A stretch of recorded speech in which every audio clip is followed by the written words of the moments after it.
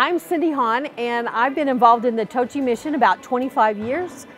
When we first came, the streets were all dirt. People didn't know about toothbrushes and toothpaste, and they didn't have medical care, and now they have a dentist and a doctor who see folks regularly here in town and get health care routinely in addition to our caravan. When the team first arrived here, the dental clinic was basically for extractions because the individuals' teeth here were very bad. So they were pulling teeth.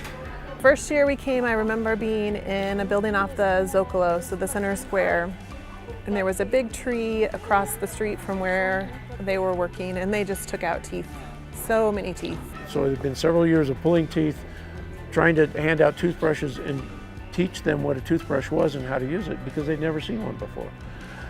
Then we began filling cavities, and over the years we would bring dental hygienists, we'd have dentists. And today when people come in, many of the children come in without cavities. They need their teeth cleaned, and that's it. It's great that the team comes together to form one big team with the people from Kansas and Arizona and Mexico, and that we all are able to function as a team without a lot of control or power, but just to be able to do the work. And so it doesn't matter if you're the doctor doing the work, or you're the interpreter, or you're the number person, or the pharmacy tech, or the blood sugar girl, or the glasses person. You're still part of that big team, and it takes all of us to get the work done. Mostly I've been doing fillings this trip. I'm not very good at extractions, and there are some wonderful Mexican dentists that are doing lots of those, but a lot less than the first year. When I came, when I was young, that's all they did was extractions, and now people are coming and asking to get their teeth cleaned, and they're coming to get fillings, and occasionally they want teeth to come out, but most of the time they want to save their teeth, which is a big change. My primary role while I'm here is washing and sterilizing dental equipment, which gets old, but has to be done. I'm not a doctor, I'm not a nurse, I'm not a pharmacist, I'm not an optician. You know, I'm a lawyer, and so I come down here and I serve, and you know, I pitch in, and I walk away, you know, recharged, and that's why I keep coming back. This year, I got to do a lot of fun stuff. I got to clean out a lot of ears, and one of them I found a bug inside of this child's ear. Thankfully it was dead, or I would have screamed. I got to go and help Celia, which is a woman with cerebral palsy, and she's wheelchair bound. And I got to give her a shot today, and I am absolutely 110% not qualified to give anyone shots, but I did it, so that was fun. I just got to do a lot of vitals, and I helped my dad out a little bit in the pharmacy. I just got to do a lot of like cool hands-on growth things that normal people wouldn't want to do. So we sent people out into the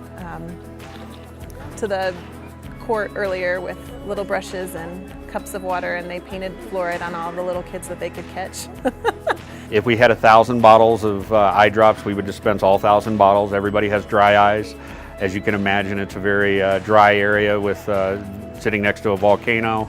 Fairly arid conditions here. It's kind of subtropical. Well, not subtropical. I guess I'd say more sub-Saharan almost.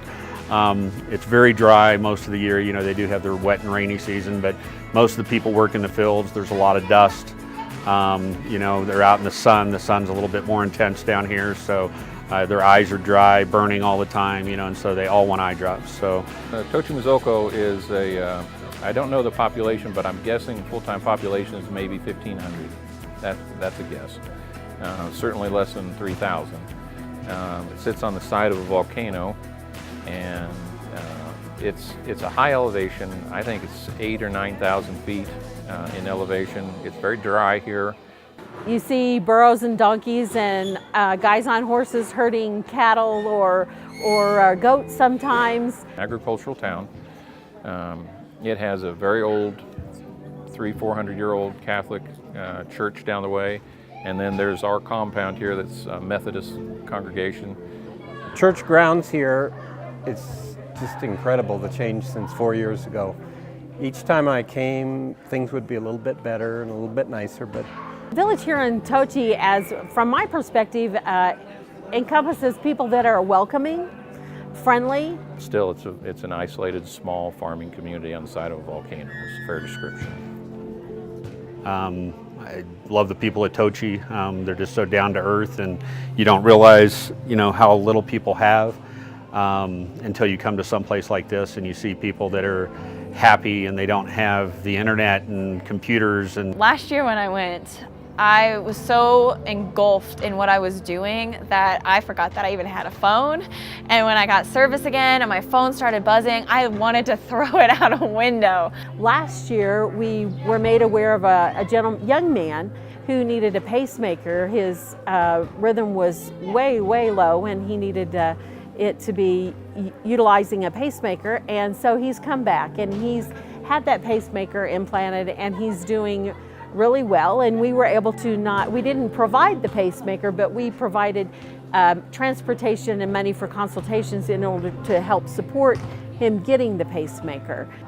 I'm just grateful that I go to a church that values this and always has, because I've only been doing this 14 years, but the whole mission is 20, 25 years old. Tochi's been important to my family. I guess for lots of reasons, but it's become part of who we are. The language of love is what speaks the most. It doesn't matter if we speak the same language, because they can tell that we love what we're doing and we love helping them.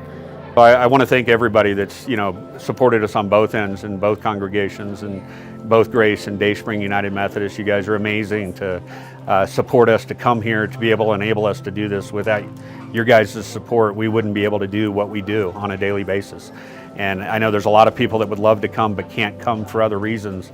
But anything that you do to support us actually does support what we do here on a daily basis. And so I really appreciate, everybody's support, and whether that be in dollars or helping out to run a fundraiser, or in gathering toothbrushes, or, just anything, driving us to the airport even, and all the spouses and family members and stuff that support people that go here on a daily basis every year when we come back.